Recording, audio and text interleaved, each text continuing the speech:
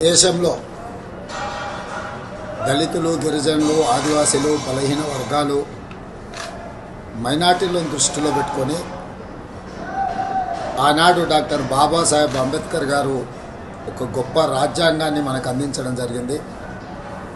ఈ రాజ్యాంగం ద్వారా సంక్రమించిన ఎస్సీ, ఎస్టీ, బీసీ, మైనారిటీ రిజర్వేషన్లు విద్యా, ఉద్యోగ, ఉపాధి అవకాశాలలో వాళ్ళ అభ్యున్నతి కోసం కృషి చేస్తూ ఈనాడు వీళ్ళందరూ కూడా డాక్టర్లు, లాయర్లు, ఇంజనీర్లుగా, ఐఏఎస్, ఐపీఎస్లుగా రాణించి ఈ దేశం యొక్క ప్రగతిలో వాళ్ళు భాగస్వాములుగా ఉన్నారు.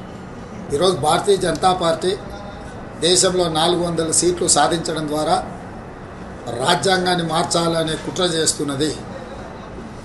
ఒకవేళ అధికారంలోకి వస్తే ఎస్సీ, ఎస్టీ, బీసీ, మైనారిటీల రిజర్వేషన్లు రద్దు చేసి రిజర్వేషన్ల రహిత సమాజంగా ఈ దేశాన్ని మార్చాలనే ప్రయత్నం చేస్తుంది.